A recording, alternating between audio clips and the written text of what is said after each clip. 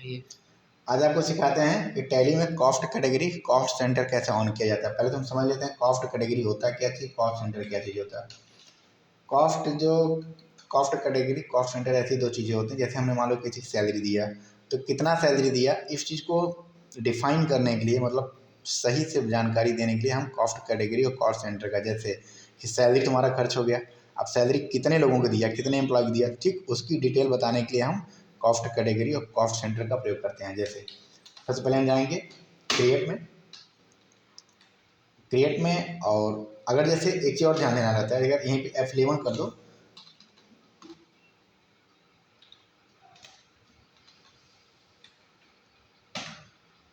F11 करके यहाँ से कॉस्ट कैटेगरी कॉस्ट सेंटर जो होता है उसको हम देख लेते हैं।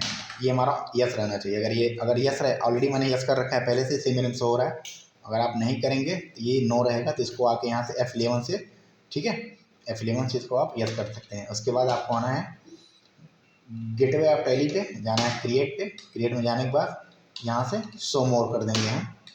शो मोर करने के बाद पहला ऑप्शन है कॉस्ट कैटेगरी, दूसरा है कॉस्ट सेंटर, तीसरा है कॉस्ट सेंटर क्लास। तो हम पहले पकड़ेंगे इसको कॉस्ट कैटेगरी को।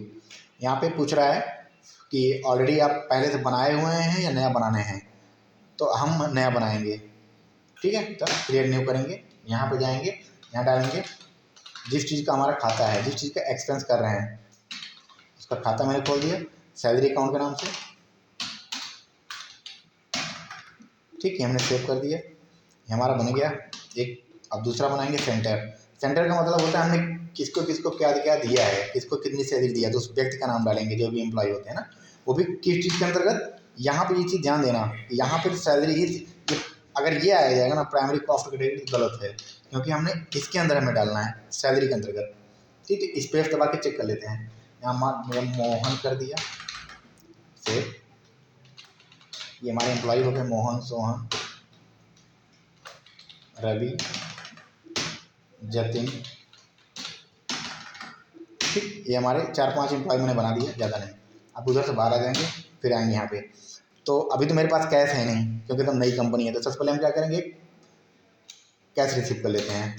एक एंट्री पास कर देते हैं कैश टू कैपिटल के नाम से, मान लो 5 लाख से। नरेशन वगैरह आप मेंशन करना चाहते हो तो लिख सकते हो, being the started business is cash 5 lakh rupees, तो आप यहाँ डाल सकते हो। बैक कर देंगे, कैश मेरे पास आ गया। अब इसको हम करेंगे payment. Cost category cost centre का यूज पेमेंट वाउचर पे होता है, ठीक है ना। जब हम एम्प्लॉय को करते हैं पेमेंट, तो हमें पता होना चाहिए कि किसको किसको कितना कितना पेमेंट देना है। तो यहाँ पे जिस चीज़ से करना है, तभी अभी तो हमने कैश से पेमेंट करना है, ठीक है। वापस हम यहाँ क्या उठाएंगे, सैलरी हम बनाएंगे, तो इसका अंडर ग्रुप ऑल्ट एंटर से चेक कर लेते हैं, इनडायरेक्ट एक्सपेंसेस को डालते हैं, ठीक है। तो ऑलरेडी मैंने बना रखा है पहले से ही। आपको अगर आप बनाए हैं तो कोई बात नहीं, नहीं बनाए हैं तो आपको बनाना पड़ेगा, ठीक है। सैलरी डालेंगे। अब कितना दे रहे हैं सैलरी, सपोज कर लो मैंने 50,000 दिया। अब ये हमारे सामने खुल के आ गया cost allow for salary account, ठीक, 50,000 रुपये।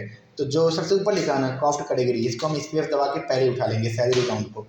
आप जितना भी बनाना चाहोगे ना कॉस्ट कैटेगरी के अंतर्गत, वो वहीं पे आएगा, जरूरी नहीं है सैलरी, आप कोई भी एक्सपेंस वहाँ भी दिखा सकते हो। फिर वापस स्पेस दबा के जतिन, ये यहाँ पे हम इनको अमाउंट दे दिया मान लो 5,000, इनकी सैलरी दी है, इनकी सैलरी दे दिया 10,000। तीसरी फिर स्पेस दबा के चेक करते हैं, तीसरी सैलरी दे दिया 15,000। लास्ट सैलरी जो बची पूरा उठा इनको पकड़ा दिए, ठीक है।